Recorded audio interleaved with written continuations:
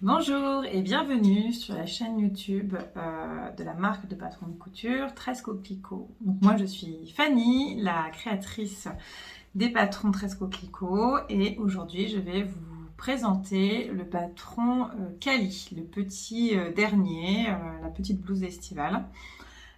Pour cette blouse, j'ai décidé de vous proposer un challenge couture spécial débutant. Je sais que c'est pas toujours facile de se lancer dans la couture de vêtements. J'ai plusieurs personnes qui me contactent et qui me disent qu'elles font des accessoires, mais pas de vêtements, et qu'elles n'osent pas se lancer. Donc et ben pour le coup, j'ai décidé de lancer un véritable pas à pas, parce que je fais déjà des vidéos tutoriels pour chacun des patrons. Qui sont quand même relativement assez détaillés, mais là vraiment je vais tout passer en revue, du choix du tissu, des aiguilles, voilà, vraiment tout ce qu'une débutante a besoin de savoir. On m'a demandé si les non-débutantes pouvaient participer au challenge. Évidemment, en fait, il n'y a pas de... Le challenge, c'est vraiment... Il n'y a pas de concours, il n'y a pas de lot à gagner. C'est pas comme ça que je voyais les choses.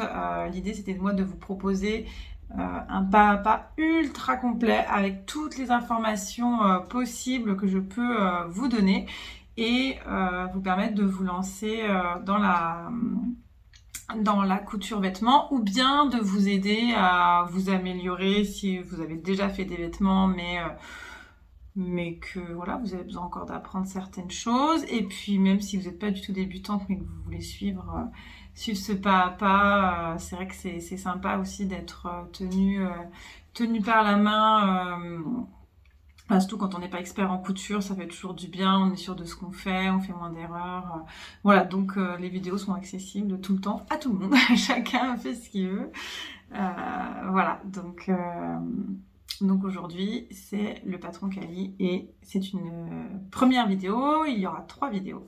La première vidéo, c'est la présentation du patron, mais aussi je vais vous montrer comment choisir votre taille, votre tissu, votre thermocollant, votre fil, vos aiguilles, et je vais vous montrer le petit matériel que j'ai tout le temps à côté de moi, que je trouve indispensable.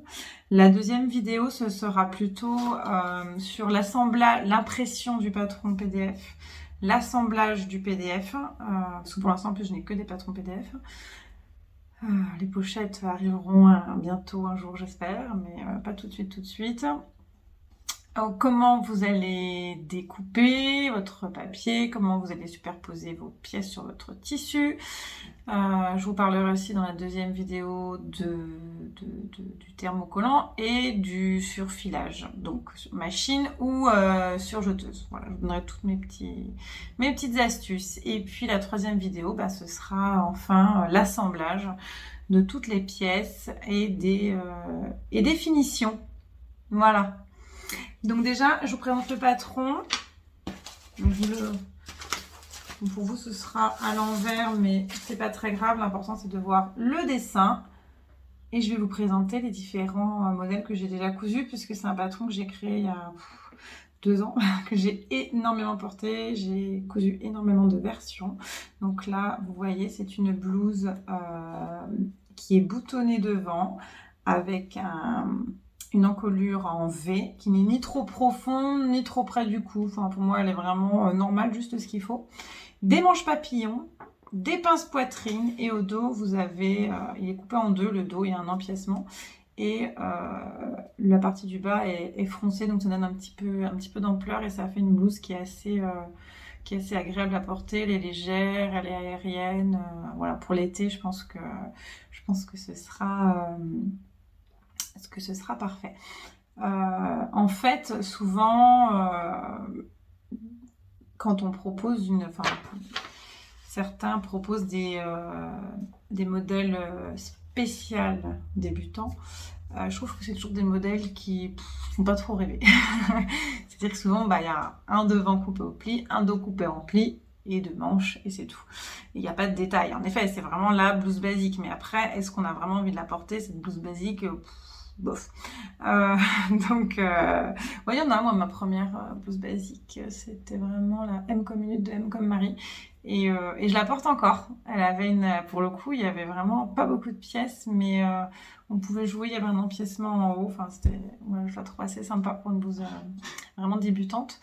Mais voilà, je trouve que souvent, les blouses débutantes, elles se donnent pas trop envie. Et je me dis, en fait, le plus important, c'est pas d'avoir la blouse la plus simple possible, c'est aussi surtout qu'on vous explique s'il y a certaines difficultés. Là, les difficultés, clairement, ce sera les fronces et les boutons, quoi, les boutonnières. Après, vous allez voir comment associer une parmenture, enfin comment assembler une parmenture. Vous allez voir mon petit ourlet que j'aime bien faire sur mes manches papillons pour avoir quelque chose de joli et d'assez petit, un peu style ourlet mouchoir, mais sans le pied spécial.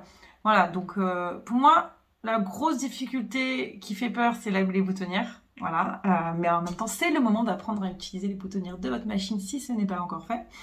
Moi, j'ai mis des années, ouais, pas loin, des mois, à me lancer dans les boutonnières. Je reculais, je prenais que des modèles qui n'avaient pas de boutonnières. Et le jour où je me suis lancée, je me suis dit, mais qu'est-ce que j'ai été bête. En fait, c'est pas du tout compliqué. C'est juste que des fois, en effet, elles font pas le job comme on voudrait, mais dans l'ensemble, voilà, si on prend le temps de faire les choses, je vous montrerai ça, on s'en sort.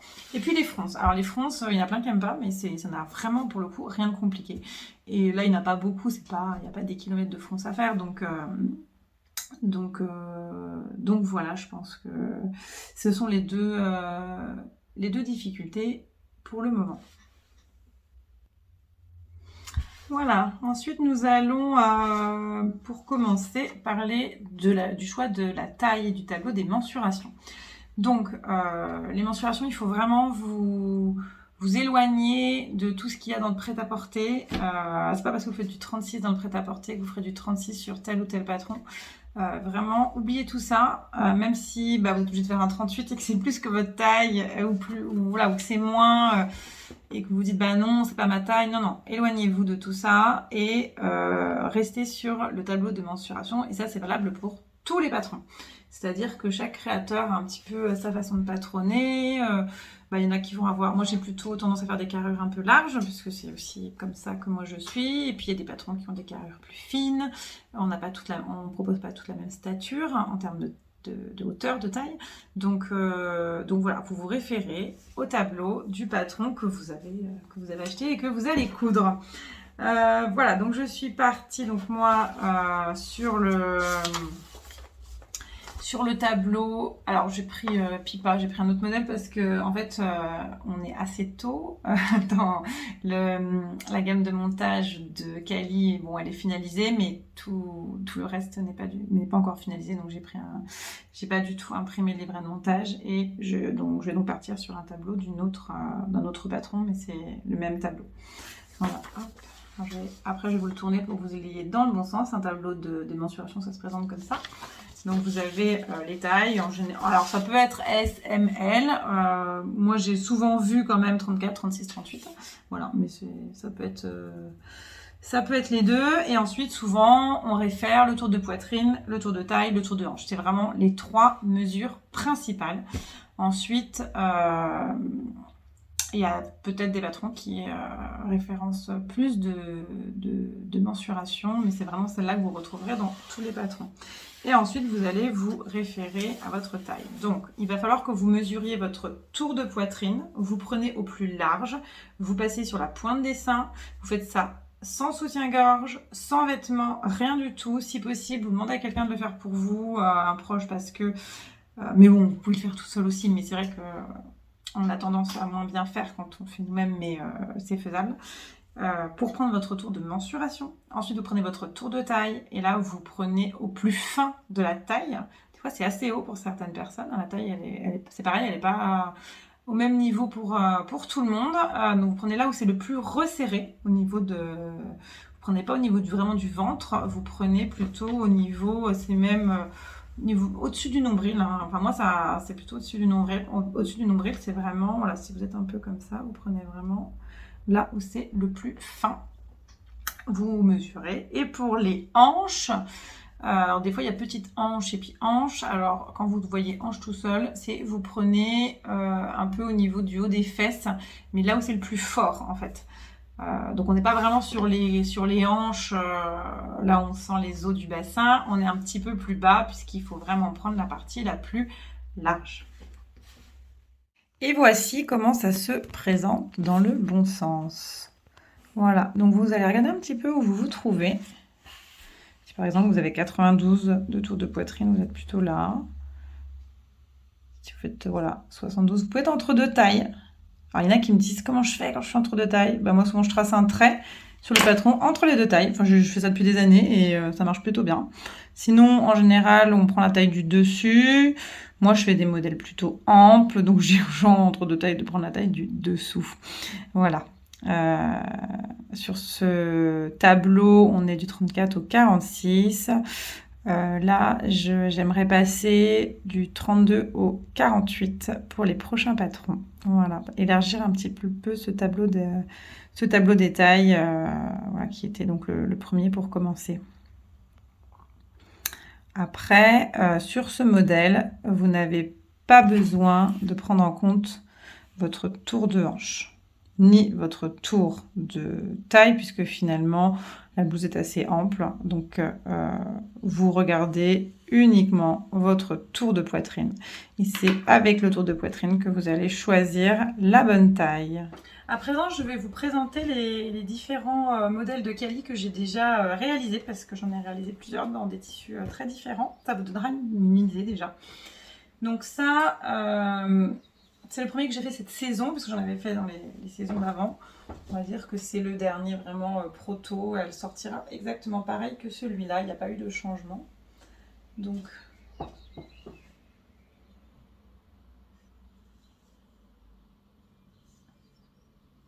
vous avez l'encolure V qui n'est pas très profonde, elle est vraiment normale. Sur les premiers protos que j'avais fait, elle était un petit peu plus échancrée, donc là je l'ai légèrement réduite histoire de voilà, que ça plaise à tout le monde et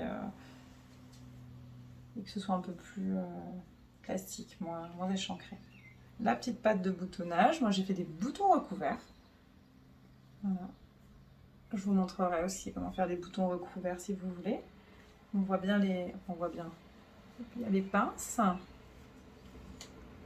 Les fronces au niveau de l'empiècement dos. Ce qui est bien avec cette partie dos, c'est que on peut faire des finitions hyper propres dans le dos, puisque j'ai mis un autre empiècement dos en termes en forme dos. Et nous avons les manches papillons. Cette fois, enfin sur ce modèle-là, j'ai fait un ourlet bourdon, un ourlet rouloté sur ma surjeteuse. Voilà. Mais voilà, j'ai aussi fait des ourlets normaux, des ourlets mouchoirs. Et sur l'intérieur, je vais vous la retourner. Vous avez donc l'empiècement dos qui permet de faire une belle finition. Voilà. Et puis vous avez devant la parmenture. Et étant donné qu'on avait la patte de boutonnage, c'était vraiment difficile de faire autrement qu'avec une parmenture. Mais elle est bien fixée. Alors moi je suis pas une adoratrice de la parmenture parce que je trouve que des fois ça ressort. C'est pas toujours très agréable. Mais là pour le coup, on ne pouvait pas faire autrement. Et elle tient très bien parce qu'elle est tenue par les boutons, les boutonnières. Et en haut... elle est tenue parce qu'il y a l'empiècement et puis j'ai refait des petites coutures, je vous montrerai sur les côtés pour bien tenir la parmenture en fait. Et en fait elle ne bouge pas du tout. Ça n'a rien de pire. Vous prenez vos photos, vous vous rendez compte que la parmenture est sortie, puis votre mari ne vous l'a pas dit, parce que pour lui c'est pas très important, ou il ne l'a pas vu. Voilà. Donc ça c'était une viscose de chez Munasio, qui s'appelle Maja maintenant, j'ai vu ça. En fait c'est plus, je me demande si c'était pas viscose coton, je me souviens plus, mais c'est pas aussi fluide qu'une viscose, c'est un petit côté coton fin, mais génial. Ce tissu il est super agréable parce que justement il a légèrement un petit peu de tenue, il a plus de tenue qu'une viscose fluide et en même temps il est beaucoup plus léger qu'une popeline par exemple, donc celui-là il était vraiment parfait, je l'ai tout de suite vu, je l'avais acheté peut-être il y a 2 ans ce tissu, je l'avais gardé parce que je l'aimais bien. Et puis je l'ai tout de suite vu dans ce modèle. Donc voilà, je vous parlerai des tissus après. Je vous montre déjà. Ça c'est la version que j'ai fait pour le shooting photo été. Alors là par contre j'ai complètement rallongé les manches, vous allez le voir, ça fait des grandes manches, presque un peu des manches chauve-souris. Elles sont plus longues, elles arrivent en dessous juste en dessous du coude. Mais en fait, alors c'est un tencel qui est assez épais. En fait j'ai reçu le tissu, je ne m'attendais pas à ce qu'il soit aussi épais. Alors le tencel c'est plus épais, mais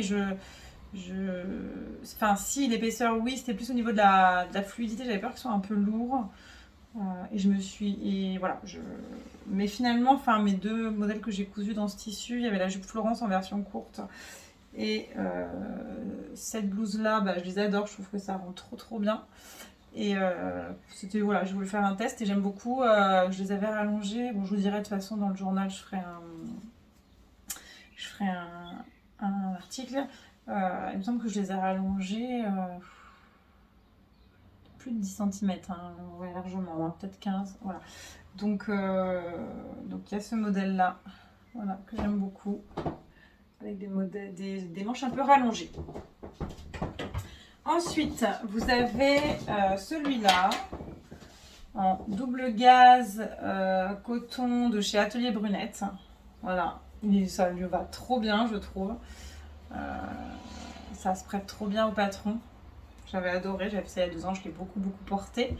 Moi qui porte très peu de noir, ben j'en porte surtout en été. En fait, j'en porte qu'en été finalement, parce que je trouve que voilà, en fait, finalement ça choque pas mal la lumière, surtout quand on a des petits détails dorés dessus. Donc j'aime bien. Je l'ai fait en double gaze classique, vous savez la double gaze gaufrée classique à pois doré.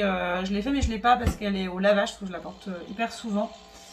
Alors j'apporte très souvent, le seul souci avec ce type de double gaze, c'est que je trouve qu'on a l'impression d'avoir pris, qu'on aurait pu la faire une taille en dessous. C'est-à-dire qu'elle a tendance un petit peu à faire des projets un peu, qui sont un peu plus larges. Mais voilà. Je l'avais fait, alors celui-là je ne l'ai jamais montré, j'aurais dû, parce que je l'aime bien. J'avais raccourci légèrement les manches papillons. C'était une viscose de chez Liz Taylor, mais il y a 2 ans. Je l'avais acheté, c'était Mirage, je crois. Voilà, bien jolie. Donc là, c'est une viscose fine. Bon, il y a encore plus fin, c'est qui existe. Mais bon, la viscose très fluide. C'est sympa aussi. C'est très sympa aussi. Je me sens que j'avais raccourci justement légèrement les manches. Voilà, tout est possible. Hein. C'est ça qui est bien en couture. Et elle est très jolie cette petite version là aussi. Donc pour ce patron, je vous conseille un tissu souple. Je ne vais pas dire fluide parce que pas forcément, parce qu'on voit que la première version en bleu et avec les pois blancs, elle n'est pas fluide finalement, mais souple. Souple, mais vous voyez dans un tissu un peu plus épais, avec le tencel ça marche aussi. Moi je conseille quand même quelque chose de souple, un peu fluide, comme de la viscose, comme un coton, mais un coton assez souple, hein, parce que c'est vrai qu'en termes de coton, il y a plein de choses qui existent. Moi je dirais un coton assez fin et souple, entre la popeline et la voile de coton, quoi. La voile de coton, ce sera très fin et un peu transparent, mais vous voyez par exemple un Liberty, ça pourrait aussi très bien aller. Mais vous pouvez aussi très bien faire dans un lin viscose. Ça peut aussi être très joli. Après, tout dépendra du rendu que vous voulez. C'est-à-dire que si vous êtes sur une viscose très fluide, vous serez sur quelque chose de plus mou. Je ne sais pas comment expliquer. Il y aura moins de tenue. Le rendu ne sera pas tout à fait le même. Alors, vous êtes sur le même modèle. Hein, ce ne sera pas très différent, mais ce ne sera pas tout à fait le même. Ça dépend aussi de vos préférences. Mais prenez un tissu plutôt fin, pas trop épais, plutôt fluide. Mais bon, pourquoi pas. Après, là, vous êtes obligé de doubler, mais une broderie anglaise... voilà, qui est pas trop épaisse, ça peut aussi être sympa.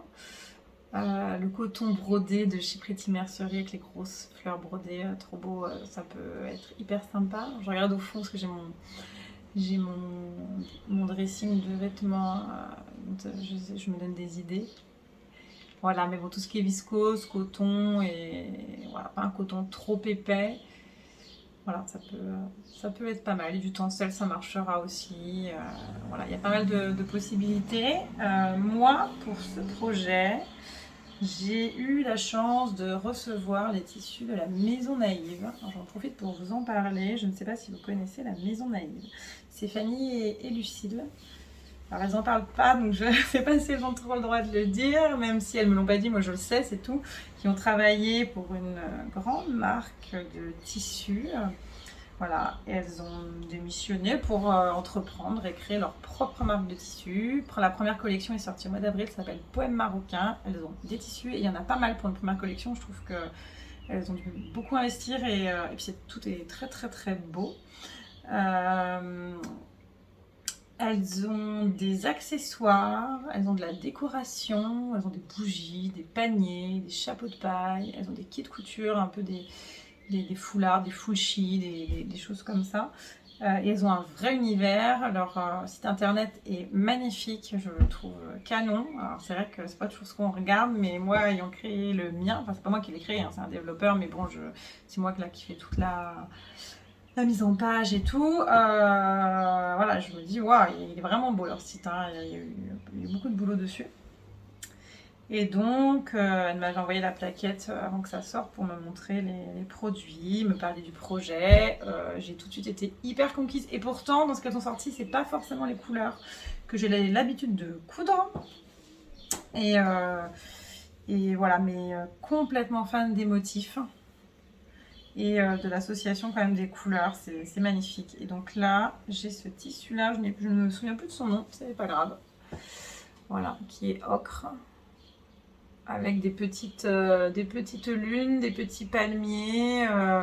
Voilà, on se croirait en effet dans un désert marocain. Une petite colombe, c'est magnifique, c'est vraiment magnifique. Et donc j'ai reçu de leur part un deuxième tissu complètement différent, je vous montrerai peut-être tout à l'heure, où j'ai fait une robe hackée à partir de ce patron. Donc, parce qu'il y a peut-être que tout le monde ne connaît pas le principe de la marque Tres Coquelicot, c'est-à-dire que moi quand j'ai créé cette marque, je voulais pas créer une énième marque de patrons juste qui balance des patrons, même s'il y en a plein qui font pas ça, hein, mais enfin, je voulais pas juste balancer mes patrons. Et en fait, moi qui adore hacker mes propres modèles, en fait je propose pas mal de versions hackées, mais elles sont pas disponibles dans le patron. C'est des versions, c'est des choses assez simples mais qui changent pas mal, qui sont disponibles dans le journal, dans des articles. Pour moi, l'idée, c'était vraiment de vous aider, enfin d'aider les clientes, les couturières à se rendre compte qu'on peut faire des modifications qui changent beaucoup, mais qui sont assez simples, qui sont accessibles et qu'on peut finalement reporter sur plein d'autres patrons. Parce que quand on nous donne tout, finalement, on se dit pas qu'on peut le faire soi-même, alors que transformer un top et rajouter une basque froncée, voilà, c'est donné à tout le monde. C'est pour montrer voilà, qu'il faut jouer avec les patrons, que ce soit les miens ou pas les miens, peu importe. Il faut jouer avec les patrons, il ne faut pas hésiter à raccourcir des manches, à raccourcir des tailles, à mettre des fronces à un endroit. Voilà. Et je trouve que c'est ça qui est bien quand on fait du patron, enfin quand on coud justement. C'est-à-dire que des fois on a tendance à prendre un patron, à le faire tel quel. Bon, au début c'est normal hein, parce qu'on tâtonne et on ne veut pas trop se tromper. Mais je trouve qu'il y a un moment où il faut essayer d'aller plus loin pour avoir vraiment un modèle qui nous ressemble à 100%. Donc voilà, c'était un petit peu ce que j'ai proposé là sur la première collection, que je proposerai toujours dans les autres collections, c'est prévu, même si ça me demande énormément de travail en termes de couture et de photos. En fait, j'adore, donc j'adore les rendus, voilà. Donc, de toute façon, je le ferai, je vais hacker mes propres modèles. Et j'ai fait 2 robes différentes pour ce modèle-là. Donc, ils seront montrés sur le site et sur Instagram, évidemment. Donc là, je reviens à ce tissu qui est une viscose. Bon, elle est fluide, elle n'est pas trop fine. Je pense qu'elle va pas être difficile à coudre. Hier soir, j'ai cousu une autre de leur viscose, si vous connaissez un peu leur site. C'était celle avec les chameaux. J'adore.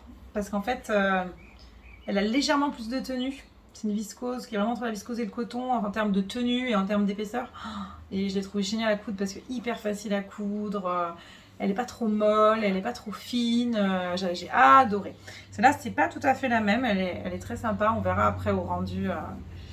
Je la trouve aussi chouette que l'autre. Ce sera surtout au rendu, mais je pense qu'elle sera bien. Ouais. Elle est légèrement un peu plus molle que l'autre, un peu moins de tenue, mais comme elle a une petite épaisseur, je pense que ça va être pas mal. Voilà, donc pour le tissu. Ensuite, au niveau du fil, moi j'utilise principalement les fils. Je montre la marque, elle est à l'envers, tant pis. Gutermann. Moi j'ai des copines qui utilisent Mettler, qui en sont contentes. Moi les fois où j'ai pris du Mettler, j'en suis moins contente que les Gutermann. Mais bon, je pense que c'est les deux marques. Après, ça m'est déjà arrivé de prendre du fil Mondial Tissu de leur marque et que j'ai trouvé très bien, hein. Franchement, maintenant, je vais vers le Gutermann en premier parce que je les adore en termes de qualité, ils sont top. Mais voilà, après, si j'ai pas la couleur que je veux, parce que moi j'ai Mondial Tissu à Dijon, c'est beaucoup là où je vais, je vais voir dans la collection Mondial Tissu et je les prends même pour surjeter des fois parce que j'aime bien que la couleur soit raccord avec le tissu. Et franchement, pas de souci avec ces fils-là. Voilà. Donc après, il faut faire très attention parce qu'il y a vraiment des fils pas chers mais qui sont vraiment pas de super qualité. Et c'est dommage parce qu'après, ils vont se dédoubler, voilà, ça va pas être terrible, ils peuvent casser plus facilement. C'est pas top. Au niveau des aiguilles, moi j'ai l'impression que j'utilise ça depuis toujours parce que c'est celles qui sont vendues à Mondial Tissu, enfin ils en ont d'autres. Mais celles vraiment qui ont ma préférence, ce sont ces petites bleues Bohin. Donc Bohin, c'est une entreprise française. Donc tout ce que je vous dis, je suis pas du tout sponsorisée, hein. C'est vraiment mes préférences à moi. Bohin, c'est une entreprise française. Même maintenant, comme j'en commande même sur leur site, puisque je commande les boutons recouverts là-bas aussi. Donc c'est fabriqué en France. C'est au-dessus de Paris, entre Paris et la Normandie, je crois. Et voilà, je trouve que les aiguilles sont de super qualité. Donc vous voyez, là j'ai des 80, j'ai des 60, j'ai des 70. Quel choix d'aiguilles? C'est le moment d'en parler. Pour ces tissus-là, qui sont des aiguilles imprimées en France, donc qui sont blancs derrière, ça peut arriver que ça tire un peu un fil blanc en dessous, ça peut arriver. Donc souvent on préconise, les marques préconisent d'utiliser des aiguilles 60 ou qu'on appelle Microtex. Moi pour le coup j'en ai mais je l'utilise pas tant que ça. Je trouve qu'elles des fois elles sont vraiment fines et des fois même en serrant bien sur ma machine elles ont tendance à tomber. Et puis des fois je trouve que même en fait moi je prends 70 pour n'importe quelle viscose, pardon. Voilà, mais bon, on va vous conseiller de la 60, donc essayez la 60, voilà, pour pas que ça tire de fil. C'est vrai que la 70 peut peut-être vaguement tirer des fils, mais bon, je trouve que si on coud tranquille, qu'on fait attention, ça peut arriver, mais c'est pas non plus le drame. Voilà, il faut un petit peu relativiser en termes du choix de fil, du choix d'aiguille. Maintenant, je vais vous parler du choix du thermocollant. Alors, je ne l'ai pas préparé, mais il est en dessous. Alors le thermocollant pour moi ça a été une grande histoire. J'ai essayé des tonnes de thermocollants au début où je cousais. Une horreur, ça cartonnait, ça faisait même des bruits de papier. Bon ça c'était pour un cabas donc j'ai pris un truc épais mais ça faisait comme un bruit de papier froissé, une horreur. Je me suis dit, le thermocollant c'était un enfer pour moi parce que j'ai l'impression qu'on n'arrivait pas à me conseiller un thermocollant très bien. Après j'en prenais à la mercerie du Lièvre Blanc à l'époque à Dijon qui n'existe plus, qui était correct, qui était bien, qui était assez fin. Donc comme j'en mets principalement sur la viscose, c'était cool. Et ensuite, j'ai découvert le thermocollant qui pour moi, sur le marché, est vraiment celui que je préfère. Après, si vous en avez un très bien chez votre mercière, et ben, ne changez pas, évidemment. Mais pour celles qui, pareil, sont comme moi, des phobiques du thermocollant parce que ça rend jamais comme on veut, parce que c'est trop cartonné, parce que c'est pas bien, voilà. Et ben, je peux vous donner mes astuces. Je les achète chez Rascol. Je les ai jamais vues ailleurs, mais peut-être qu'ils existent ailleurs. C'est une marque allemande. Donc, ce sont ces pochettes-là. Vous voyez, elles existent en couleurs différentes. Tac. Et moi, je prends les entoilages tissés. Bon, je vais encore à l'envers, mais c'est pas grave. Vous voyez, c'est bien écrit au-dessus, entoilage tissé. Un tissu, c'est tissé. Alors, les entoilages, souvent, ne sont pas tissés. Et c'est aussi pour ça qu'il y a une différence et que ça cartonne un peu et que c'est des fois trop épais. Donc, le mieux, c'est de prendre des entoilages qui sont tissés comme votre tissu. Ça sera beaucoup plus joli.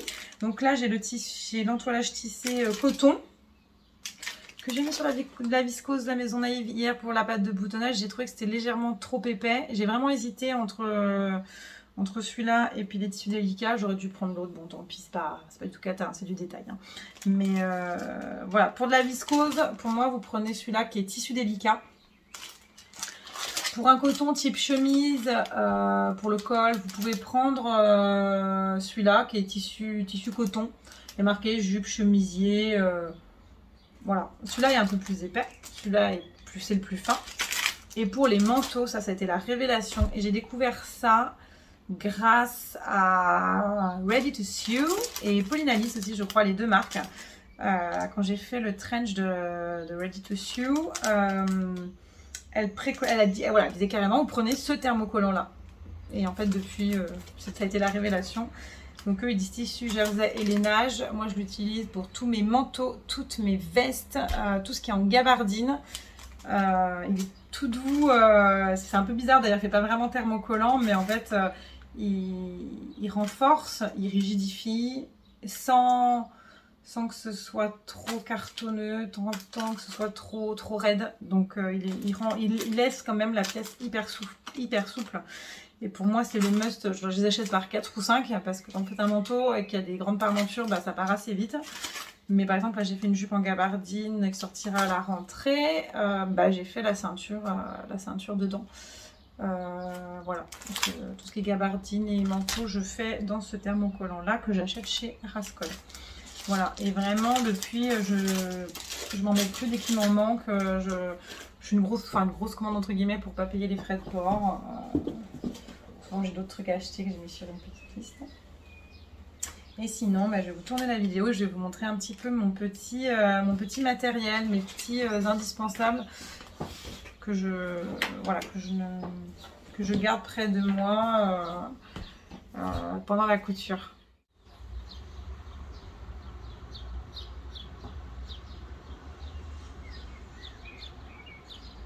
Voilà, donc pour mes petits indispensables. Donc, pour vous aider à assembler vos pièces, moi j'utilise les épingles, surtout quand c'est au pli, en fait, pas que ça fasse de trous, surtout au pli. Et de toute façon, vous pouvez les mettre que au pli en gros. Ce serait que c'est un peu bête, mais voilà. Et ces petites aiguilles là. Alors moi j'aimais bien celles avec des têtes, des grosses têtes. J'aimais bien ça parce que surtout ça me permettait de les retrouver plus facilement quand elles tombaient par terre, mais elles sont moins fines que celles-là. Et celles-là pour moi, c'est des beaux, je crois. C'est les plus fines que j'ai trouvées. Et elles sont vraiment très bien. Elles sont sur un support que j'avais acheté chez Rascol. Rascol, c'est quand même cool pour tout ce qui est accessoires de couture, qui est aimanté. Donc j'adore. Ensuite, pour ramasser mes petites aiguilles quand elles sont devant ma machine ou qu'elles sont par terre, j'ai le petit aimant au top. Que j'adore. La craie tailleur. Donc moi, j'ai un stylo craie. Je change la couleur. C'est ce que j'ai depuis le début. J'ai aussi des craies, mais c'est vraiment ça que j'utilise le plus.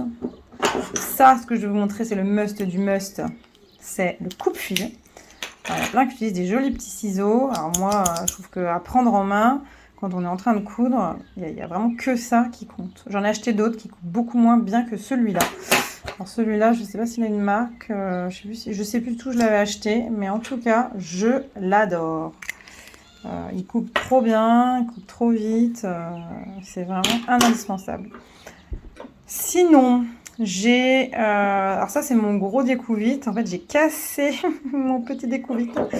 Ouais, j'y suis allée un peu fort. Je sais plus comment j'ai fait, mais bon, en tout cas, je l'ai cassé. Il faudrait que j'en rachète un dès que je passerai une commande chez Rascol. D'ailleurs, je rachèterai le petit. Parce que je trouve que des fois, le gros, voilà, il est bien pour les manteaux et tout, les gros tissus. Mais c'est vrai que le petit, il est bien quand on fait des tissus plus fins.